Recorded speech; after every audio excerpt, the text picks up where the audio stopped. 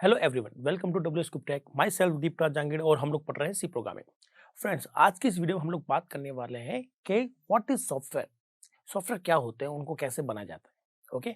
और अगर आपने ये ऑलरेडी आपने ये कहीं पढ़ रखा है तो मैं आपको आज एकदम सिंपल वे से समझाने वाला हूँ।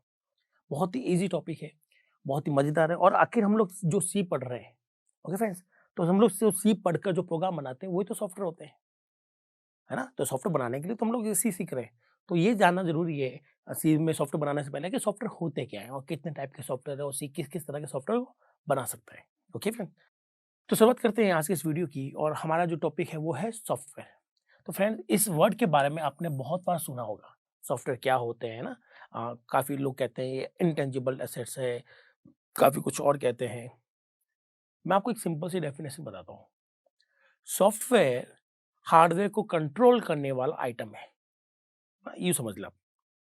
सॉफ्टवेयर जो है, या तो वो हार्डवेयर को चलाते हैं या कोई स्पेसिफिक काम करते हैं।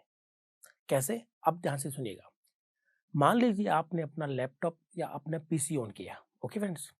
और आपके सामने जो सबसे पहले आप कंप्यूटर ऑन करोगे तो आपको जो स्क्रीन दिखाई देगी जिसको हम लोग कहते हैं डेस्कटॉप।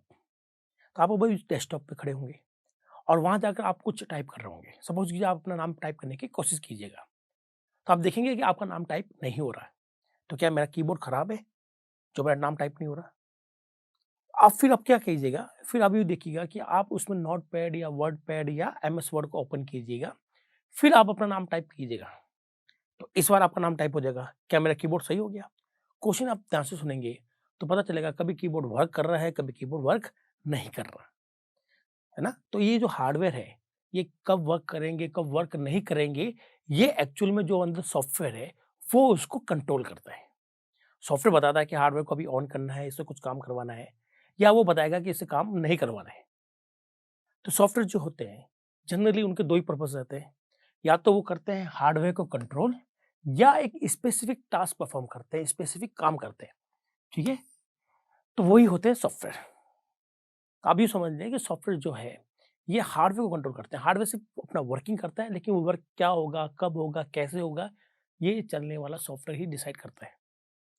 या कुछ सॉफ्टवेयर ऐसे भी हैं जिनका हार्डवेयर से कोई ताल्लुकात नहीं है, हार्डवेयर से किसी तरह से कोई भी कनेक्शन नहीं है, फिर भी वो कुछ एक स्पेसिफिक टास्क परफॉर्म करते हैं। जैसे कि मीडिया प्लेयर गाना बजाता है, मूवी देखते हैं, वहाँ पर हम लोग वीएलसी प्लेयर में भी हम लोग गाने मूवी देखते हैं। ओके, एमएस वर्ड में हम लोग टाइपिंग का काम करते हैं। तो और भी ऐसे स्पेसिफिक है। हाँ, ये जो स्पेसिफिक टास्क परफॉर्म करते हैं सॉफ्टवेयर, इनका होने से या नहीं होने से हार्डवेयर पर कोई इफेक्ट आएगा नहीं, क्योंकि इनका हार्डवेयर से कोई भी रिलेशन नहीं होता। तो फ्रेंड, आपको समझ में आएगा सॉफ्टवेयर करते क्या है एक्चुअल में ना। अब सॉफ्टवेयर किससे कहते हैं, आखिर सॉफ्टवेयर बनाते कैसे हैं? तो सॉफ्टवेयर कैसे बनाते हैं? तो सॉफ्टवेयर बनाने के लिए आपको क्या चाहिए? आप एक फाइल लेंगे जिसमें आप कुछ सेट ऑफ लाइन्स लिख देंगे। ये जो लाइन है या जिनको हम लोग कहते हैं इंस्ट्रक्शंस, ये एक स्पेसिफिक फॉर्मेट में होते हैं। ऐसा ही नहीं है कि आपने कोई भी फाइल खोल दी, उसमें कुछ भी लिख दिया तो हमारे कंप्यूटर उसको परफॉर्म करेगा, नहीं, ऐसा नहीं है। सॉफ्टवेयर बनाने के लिए सॉफ्टवेयर होते क्या है? सॉफ्टवेयर सेट ऑफ इंस्ट्रक्शन है। क्या है? सेट ऑफ इंस्ट्रक्शन है। अब ये जो इंस्ट्रक्शंस हम लोग लिख रहे हैं सॉफ्टवेयर बनाने के लिए, ये आम भाषा में नहीं लिख रहे हम लोग, ना ये इंग्लिश में लिखते हैं। ठीक है, ये स्पेसिफिक लैंग्वेज में लिखा जाता है और वो जो लैंग्वेज है वो कंप्यूटर को समझ में आती है। कंप्यूटर उसको जानता है, उसके उस पर्टिकुलर कंप्यूटर के फॉर्म में हम लोग इस इंस्ट्रक्शन को लिखते हैं, ताकि हमारा कंप्यूटर उस इंस्ट्रक्शन को समझ सके। तो जैसे ही सेट ऑफ इंस्ट्रक्शन लिखते हैं, है ना, फिर वो क्या करते हैं, एक पूरे के पूरे इंस्ट्रक्शन मिलकर एक पर्टिकुलर टास्क को परफॉर्म करते हैं। हम लोग कह सकते हैं software is a set of instruction written in specific computer form. Okay, and perform specific task. तो सॉफ्टवेयर कुछ जो इंस्ट्रक्शंस हैं, कुछ जो हम सेट ऑफ लाइन्स लिख रहे हैं, उन्हीं को हम लोग सॉफ्टवेयर कहते हैं। और ये लाइन्स या सेट ऑफ इंस्ट्रक्शन करते क्या है? ये एक स्पेसिफिक काम परफॉर्म करते हैं। तो अगर आप इस डेफिनेशन को ध्यान से देखें, स्पेशली फर्स्ट वन को, तो हम लोग कह सकते हैं कि सॉफ्टवेयर से दो तरह के होने चाहिए। पहला वो सॉफ्टवेयर जो हार्डवेयर कंट्रोल करते हैं, दूसरे वो सॉफ्टवेयर जो कि कोई स्पेसिफिक काम करते हैं। तो चलिए अब देखते हैं कि हमारे पास में किस किस तरह के सॉफ्टवेयर या सॉफ्टवेयर के टाइप अवेलेबल है। तो फ्रेंड्स, हमारे जितने भी सॉफ्टवेयर है वो दो तरह के होते हैं, सिस्टम सॉफ्टवेयर और एप्लीकेशन सॉफ्टवेयर। सिस्टम सॉफ्टवेयर हम उन सॉफ्टवेयर को कहते हैं जो कि कंट्रोल करते हैं हार्डवेयर। क्या कंट्रोल करते हैं फ्रेंड्स? हार्डवेयर। हार्डवेयर को कंट्रोल करने वाले सॉफ्टवेयर क्या कहलाते हैं? System software. क्योंकि हार्डवेयर को बहुत बार हम लोग कंप्यूटर साइंस के अंदर सिस्टम वर्ड से भी रिप्रेजेंट करते हैं। हार्डवेयर बोले या सिस्टम बोले, बात एक ही होती है। तो इसीलिए हार्डवेयर को जो कंट्रोल करता है उसको हम लोग सिस्टम सॉफ्टवेयर कहते हैं। और ऐसे सॉफ्टवेयर जो एक स्पेसिफिक टास्क परफॉर्म करते हैं, जिनका हार्डवेयर से किसी भी तरह का कोई भी रिलेशनशिप नहीं होता अराउंड ऑलमोस्ट, ठीक है, वो कहलाते हैं एप्लीकेशन सॉफ्टवेयर। तो ये करते क्या, ये एक स्पेसिफिक टास्क करते हैं, स्पेसिफिक टास्क परफॉर्म करते हैं। इनके होने से या नहीं होने से हमारे जो हार्डवेयर पे कोई इफेक्ट नहीं आता। मैं आपको एग्जांपल देता हूँ मोबाइल का। सो फ्रेंड्स, हमारे मोबाइल में एक सॉफ्टवेयर है जिसका नाम है व्हाट्सएप। है ना? ये जो व्हाट्सएप है, अगर आप इसको अपने मोबाइल से डिलीट भी कर देंगे तो फ़ोन की कॉलिंग रुकेगी नहीं। आप एसएमएस भी ऑन रहेगा, आपकी कॉलिंग भी ऑन रहेगी, अदर चीज़ भी चलती रहेगी, स्पीकर भी ऑन रहेगा, सब कुछ चलेगा। बस आपका चैटिंग वाला जो काम है वो रुक जाएगा। तो ये व्हाट्सएप क्या एक तरह की ऐप है। और वहीं अगर हम लोग बात करें एंड्रॉयड की, तो हमारे जो मोबाइल में एंड्रॉयड होता है या फिर आपके मोबाइल में आईओएस होगा, ये दोनों के दोनों सिस्टम सॉफ्टवेयर है। अगर आपने एंड्रॉयड या आईओएस को ही हटा दिया मोबाइल में से, तो आपका मोबाइल ऑन भी नहीं होगा, आपका कोई भी हार्डवेयर किसी भी तरह का काम परफॉर्म नहीं कर पाएगा। क्यों? क्योंकि वो एक सिस्टम सॉफ्टवेयर है। आई होप आपको इस एग्जांपल से समझ में आया होगा। मैं आपको छोटा-सा एग्जांपल एक और देता हूँ। अगर हमारे पास में लैपटॉप है या पीसी है, तो उसमें क्या होता है? उसमें आपने देखा होगा कि हमारे पास में एक सॉफ्टवेयर होता है जिसका नाम है ब्राउज़र। अलग-अलग कंपनी के ब्राउज़र हमारे पास में आते हैं, जैसे गूगल का क्रोम होगा या फिर आपके पास में माइक्रोसॉफ्ट का इंटरनेट एक्सप्लोरर होगा। तो अगर आप कोई भी कंपनी का ब्राउज़र है, आप सारे ब्राउज़र को डिलीट कर दीजिए, फिर भी आपका कंप्यूटर बहुत ही अच्छे से काम करेगा। बस फ़र्क इतना सा पड़ेगा कि हम लोग इंटरनेट वाला काम नहीं कर पाएँगे। क्यों? क्योंकि ब्राउज़र एक एप्लीकेशन सॉफ्टवेयर है, जिसका हार्डवेयर से कोई ज़्यादा कनेक्शन नहीं रहता, उसके होने से या नहीं होने से अदर वा पार्ट पर कोई इफ़ेक्ट नहीं आता। वहीं अगर मैं बात करूँ कि आपके कंप्यूटर में विंडोज़ भी है, चाहे वो 8 हो, चाहे वो 10 हो, या लाइनक्स होगा या यूनिक्स होगा, किसी भी तरह का एक ऑपरेटिंग सिस्टम ज़रूर होगा। अगर आपने अपने कंप्यूटर से विंडोज़ हटा दिया, है ना? तो आपका हर हार्डवेयर बंद हो जाएगा, कीबोर्ड बंद हो जाएगा, स्क्रीन बंद हो जाएगी, ईच एंड एवरी हार्डवेयर काम करना बंद कर देगा। तो फ्रेंड, यही फ़र्क होता है, क्योंकि ये सारे हार्डवेयर होते हैं जो हार्डवेयर को कंट्रोल करते हैं, वो होते हैं सिस्टम सॉफ्टवेयर। तो यही मेजर डिफरेंस है सिस्टम सॉफ्टवेयर में और एप्लीकेशन सॉफ्टवेयर में। ये हार्डवेयर को कंट्रोल करते हैं, इनके होने से हार्डवेयर बहुत प्रॉपर्ली वर्क कर पाते हैं, नहीं होने पर हार्डवेयर को इश्यूज़ क्रिएट होते हैं, और इनका तो हार्डवेयर से कोई रिलेशन वो ऑलरेडी नहीं है, बस ये अपना स्पेसिफिक काम परफॉर्म करते हैं। अब देखते हैं कि उनको और कैसे क्लासिफाई किया जा सकता है। ओके फ्रेंड, तो सिस्टम सॉफ्टवेयर का जो सबसे पहला पोर्शन होता है, उसे कहते हैं सिस्टम मैनेजमेंट सॉफ्टवेयर। क्या कहते हैं हम लोग? System management software. वो सारे सॉफ्टवेयर जो कि सिस्टम की मेंटेनेंस को इफ़ेक्ट करते हैं, मेंटेनेंस को इम्प्रूव करने के लिए बनाए जाते हैं, ऐसे सारे सॉफ्टवेयर क्या कहलाएँगे? सिस्टम मैनेजमेंट सॉफ्टवेयर, जो कि एक तरह का सिस्टम सॉफ्टवेयर है, क्योंकि ये भी हार्डवेयर को कंट्रोल कर रहे हैं। जैसे कि ऑपरेटिंग सिस्टम, तो आपने अपने सुना होगा कि आपके पास विंडोज़ है ना? कोई भी इसका वर्ज़न ले लेंगे हम लोग, ये आपका क्या है? ऑपरेटिंग सिस्टम है। आपने एंड्रॉयड सुना है, वो भी क्या है? एक ऑपरेटिंग सिस्टम है। आपने यूनिक्स सुना होगा, आपने आईओएस सुना होगा, मैकिन्टॉश, बहुत सारे ऑपरेटिंग सिस्टम अवेलेबल है फ्रेंड्स। ये सारे ऑपरेटिंग सिस्टम करते क्या है? हमारे हार्डवेयर को मैनेज करते हैं, सिस्टम को मैनेज करते हैं।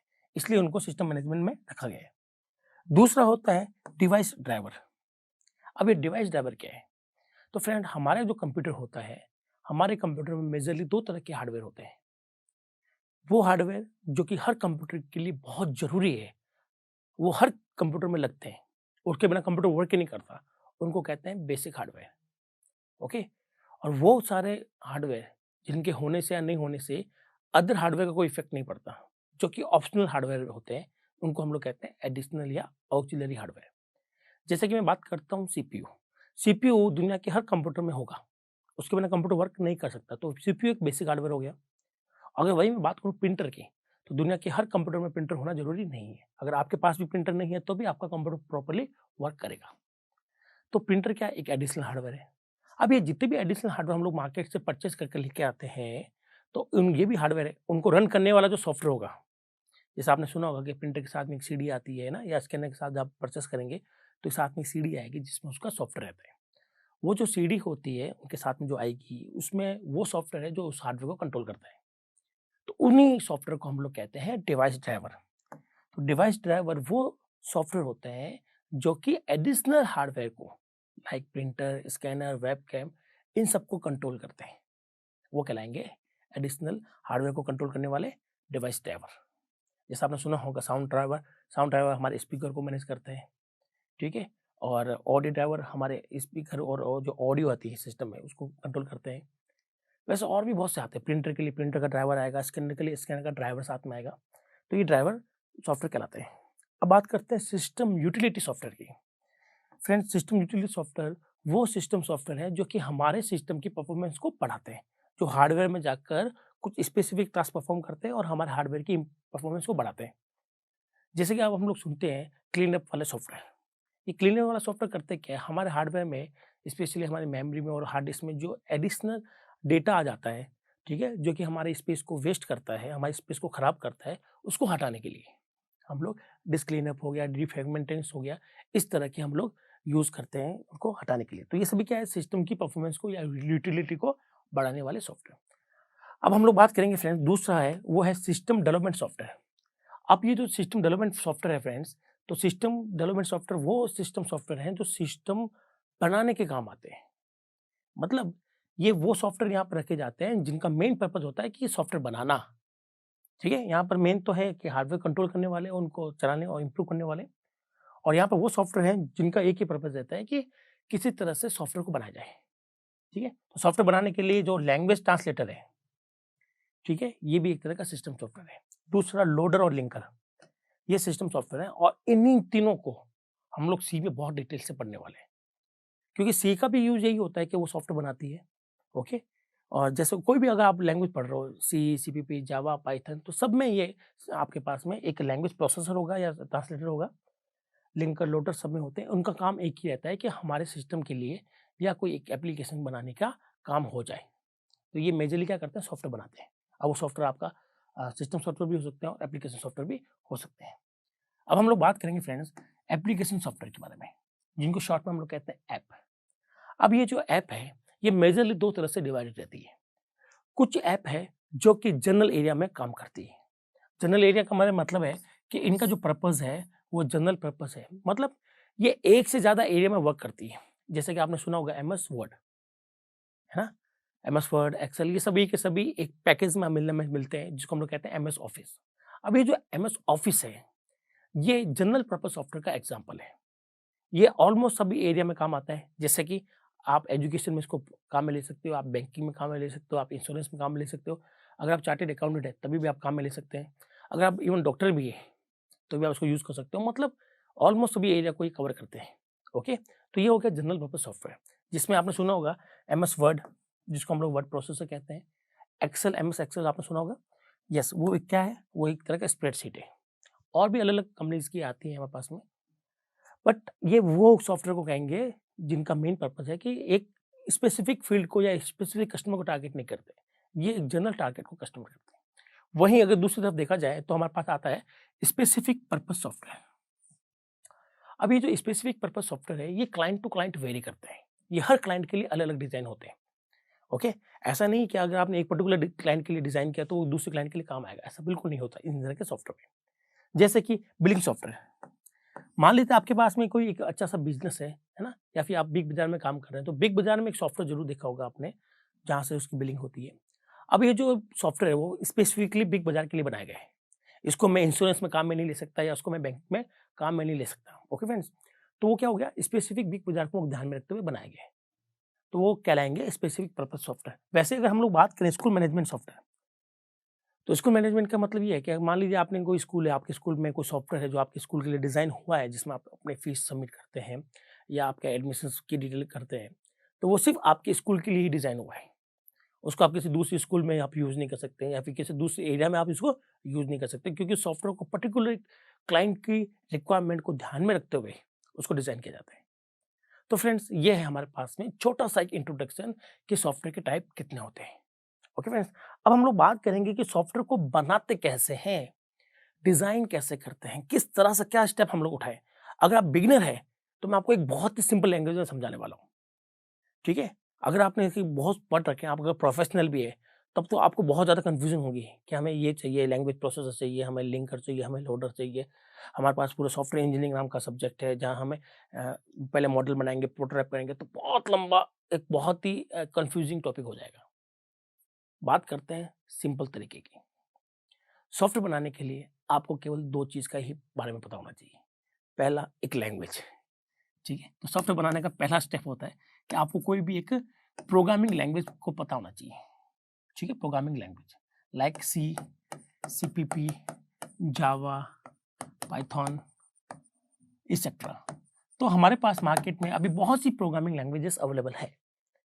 तो आप किसी भी एक पर्टिकुलर लैंग्वेज को चूज कर सकते हैं और उसमें स्पेसिफिक सॉफ्टवेयर बना सकते हैं। सॉफ्टवेयर बनाने के लिए आपको पहले इसका नॉलेज लेना बहुत जरूरी है। जब तक आपको ये इन लैंग्वेज का नॉलेज नहीं होगा तब तक हम लोग सॉफ्टवेयर नहीं बना सकते। तो सॉफ्टवेयर बनाने के लिए सबसे पहले क्या करना होगा, हमें एक लैंग्वेज को अच्छे से प्रिपेयर करना होगा। तो इसी सीरीज में हम लोग बात करते हैं सी की। तो आप इस सीरीज को कंटिन्यू रखेंगे तो आप लोग देखेंगे कि हम लोग सी को यूज करते हुए किस तरह से सॉफ्टवेयर बनाते हैं। ठीक है, तो सॉफ्टवेयर बनाने का पहला स्टेप क्या है, आपको एक नॉलेज होना चाहिए किसका, एक प्रोग्रामिंग लैंग्वेज का। दूसरा, जो लैंग्वेज आपको आती है उसका आपको क्या चाहिए, एक आपको उसका एक चाहिए होगा ट्रांसलेटर, जिसको हम लोग क्या कह सकते हैं, प्रोसेसर भी कह सकते हैं, लैंग्वेज प्रोसेसर। मतलब जैसे कि मान लो मुझे सी में कोई सॉफ्टवेयर बनाना है तो मुझे सी का एक ट्रांसलेटर चाहिए होगा। ठीक है, जिसको हम लोग कंपाइलर या इंटरप्रेटर नाम देते हैं। तो हमें एक ट्रांसलेटर चाहिए। ट्रांसलेटर क्या करता है, सी में या सी लैंग्वेज यूज करेंगे तो सी का ट्रांसलेटर चाहिए होगा, सीपीपी यूज करेंगे तो सीपीपी का ट्रांसलेटर चाहिए होगा, जावा यूज करेंगे तो जावा का ट्रांसलेटर चाहिए होगा। ट्रांसलेटर जो है वो दो तरह के हो सकते हैं, कंपाइलर और इंटरप्रेटर। तो हम लोग इसकी डिटेल अभी बात नहीं करेंगे, हम फ्यूचर में आने वाले वीडियो में बात करेंगे। बट अभी एक सिंपल बात समझ रहे हैं। ओके, तो हमें क्या करना होगा, एक लैंग्वेज का नॉलेज होगा। दूसरा, हमारे पास एक ट्रांसलेटर होगा उस लैंग्वेज के रेस्पेक्ट में। क्यों होगा, क्योंकि कोई भी आप लैंग्वेज देखेंगे तो ये सारी लैंग्वेजेस के अंदर जो हम लोग इंस्ट्रक्शन लिखते हैं, जो हम लोग सेट ऑफ लाइन्स लिखते हैं, ठीक है, वो बाइनरी फॉर्म में नहीं होती, वो एक जनरल इंग्लिश फॉर्म में होती है। जैसे कि सी में हमने लिखा A5 है ना, इंट A5 और B6 और सी बनाया, फिर सी हमने लिखा A+B। तो आप ये सी का एक प्रोग्राम बना रहे हो। ठीक है, ये पूरा प्रोग्राम नहीं है, इसका एक छोटा सा पार्ट है। तो आप कुछ इस तरह से लिखने वाले हो सी में या फिर सीपीपी में या जावा में। अब आप जो भी लिखने वाले हो वो एक्चुअली में बाइनरी फॉर्म में नहीं है। और आपने अगर प्रीवियस वीडियो देखे हैं तो आपको बताया गया होगा मैंने कि आपको कंप्यूटर तभी काम करेगा आपकी चीज़ पर या आपके काम पर जब वो चीज़ किस में होगी, बाइनरी में होगी। तो अगर आप चाहते हो कि आपका कंप्यूटर इन इंस्ट्रक्शन पर वर्क करे तो जाहिर सी बात है कि इन इंस्ट्रक्शन को किस फॉर्म में आना जरूरी है फ्रेंड्स, 0-1 की फॉर्म में, जिसे मैं कह सकता हूँ बाइनरी फॉर्म में आना जरूरी होता है, बाइनरी डिजिट में आना जरूरी होता है। ओके फ्रेंड्स, तो अब जब हमने ये इंस्ट्रक्शन लिखे हैं और कंप्यूटर को ये इंस्ट्रक्शन फॉर्म चाहिए तो हमें यहाँ से यहाँ कन्वर्ट करना पड़ेगा। और कन्वर्ट करने के लिए हमें क्या चाहिए होगा, ट्रांसलेटर चाहिए होगा। क्या चाहिए होगा फ्रेंड, ट्रांसलेटर। ठीक है, ये ट्रांसलेटर करते क्या है, ये इस लैंग्वेज में जो भी आपने लिखा है उसके अंदर एरर भी ढूंढते हैं। ठीक है, उसको रन भी करते हैं और सिस्टम को देते हैं। ठीक है, अब जैसे सी है तो सी के लिए अलग ट्रांसलेटर है, सीपीपी के लिए अलग ट्रांसलेटर है। तो आप ऐसा नहीं है कि एक भी ट्रांसलेटर लगा दो 100 लैंग्वेज चल जाए, ऐसा नहीं होता। क्योंकि सब लैंग्वेज में लिखने का तरीका कुछ ना कुछ डिफरेंट होता है। सी में किसी और वे से हम लोग लिखते हैं, सीपीपी में किसी और वे से लिखते हैं और पाइथन में तो बिल्कुल और तरीके से लिखते हैं हम लोग। तो आप जो भी लिख रहे हैं कहीं ना कहीं आपको ट्रांसलेट तो करना पड़ेगा, तो ट्रांसलेट तो चाहिए। इसके बिना तो आप लोग लैंग्वेज कहाँ टाइप करेंगे, कहाँ लिखेंगे। तो यही वो रीज़न है फ्रेंड कि आपको सॉफ्टवेयर बनाने के लिए केवल 2 चीज़ चाहिए। पहले लैंग्वेज का नॉलेज और दूसरे उसके पर्सपेक्ट में जो भी ट्रांसलेटर आप चाहिए मार्केट में अवेलेबल होगा वो आप यूज़ करना सीखिए। तो जब आप इतना कर लेंगे तो आपका कोई भी सॉफ्टवेयर बन जाएगा। अब आने वाली वीडियो हम लोग देखते हैं कि प्रोफेशनली वे से किस तरह से सॉफ्टवेयर को डेवलप किया जाता है। तो ये भी एक डेवलप करने का तरीका है, बिल्कुल वही है जो हम लोग करते हैं प्रोफेशनली, बट इसको समझाने का तरीका बहुत ही सिंपल रखा मैंने। नेक्स्ट वीडियो हम लोग देखेंगे कि किस तरह से डेप्थ में हम लोग सॉफ्टवेयर को एनालिसिस करते हैं, डिज़ाइन करते हैं, फिर उसकी टेस्टिंग करते हैं, डिबगिंग करते हैं, फिर उसकी मेंटेनेंस की जाती है, अपडेट किए जाते हैं। वो सब भी हम लोग करने वाले हैं। तो फ्रेंड्स, इस वीडियो में केवल इतना ही। नेक्स्ट वीडियो में हम लोग मिलेंगे एक नए टॉपिक के साथ में। तब तक के लिए थैंक यू।